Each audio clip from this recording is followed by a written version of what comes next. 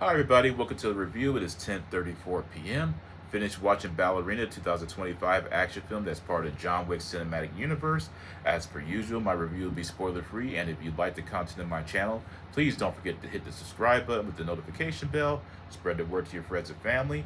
And once again, let me go ahead and say that I apologize for not having my review uploaded in a consistent manner like I used to. I work overnight as a stalker at Walmart, and when I work those 3 or 4 nights in a row, it takes about the same amount of time for me to recuperate and find myself wanting to move and be out and about. And so I'm hoping once my body is acclimated to this schedule, watching films in the theater will come a lot more easily, and the reviews will be seamless and flowing as well. So thank you for being patient, and with further ado, let's go ahead and talk about Ballerina. Ballerina, as I stated, is part of John Wick's cinematic universe. We're exploring more of the globalization of the Continental's existence, and it takes place between the third and the fourth film of John Wick, and it stars Anna de Armas, Angelica Huston, Norman Reedus, Gabriel Byrne, and Keanu Reeves, as you know, who shows up as a Baba Yaga, John Wick.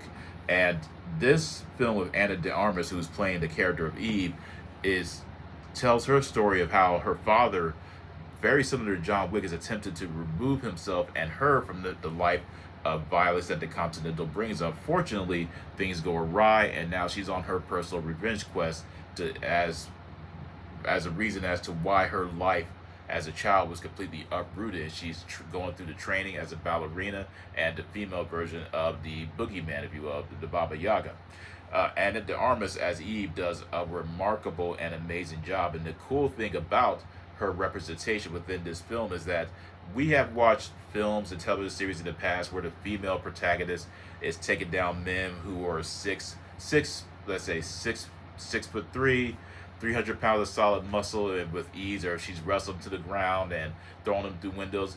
The fact that they really lean into the fact that as a woman, she compared to a man, she has limitations in strength, speed, brutality, and she's having to utilize her environment and improvise tactics as a means of taking down men who are twice her size, and that with one hit they're able to, if they were to fully hit her with everything they had, it would be much of a fight. So having said that, the fact that she is very vulnerable and is taking her hits and not just some 100% Mary Sue girl boss, I thought was a very refreshing take, and I really did enjoy the fact that she had to utilize her environment and improvise and make use of certain tactics in order to get her advantage over the much more dominant species, if you will.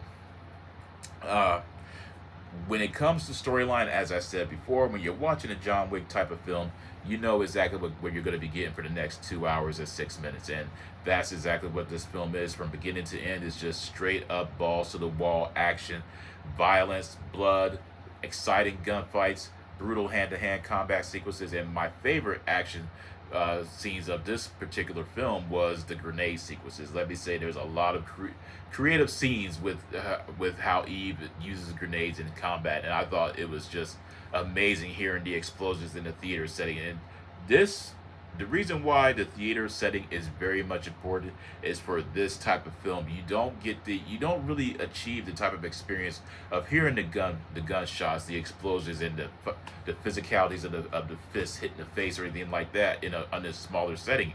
You need to have the big screens. You need to have the speakers in order to fully find yourself completely captured within this universe.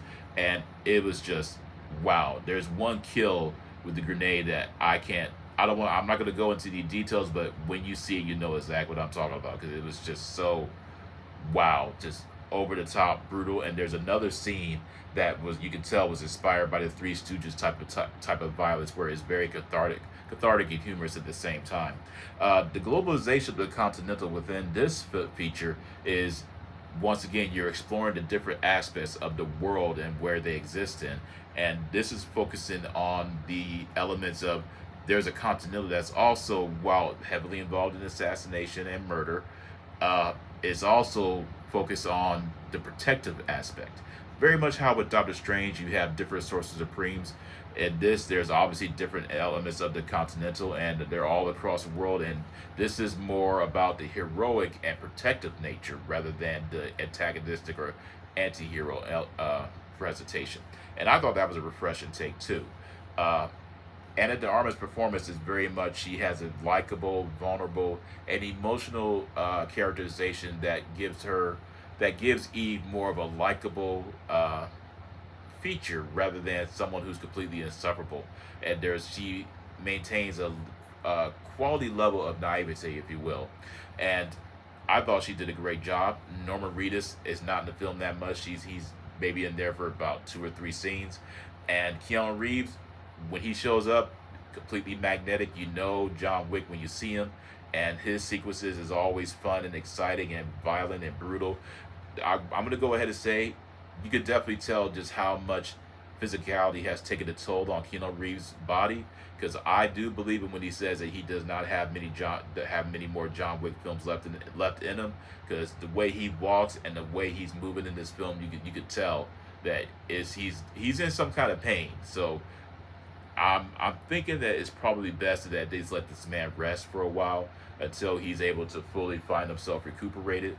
But when he's on the screen, he's just, it's Keanu Reeves. You can't help but like it. You can't help but fall in love with it. The only thing that I found myself disappointed with as far as his cameos were concerned is that it would have been far more interesting and unique in having John Wick, at least in this story, be more of a villain and antagonistic presence rather than what we ended up receiving. But it was still fun and it was still cool to see him. It would have been more fun and exciting if they leaned in to the villain aspect rather than just he's just there and he shows up and that's it.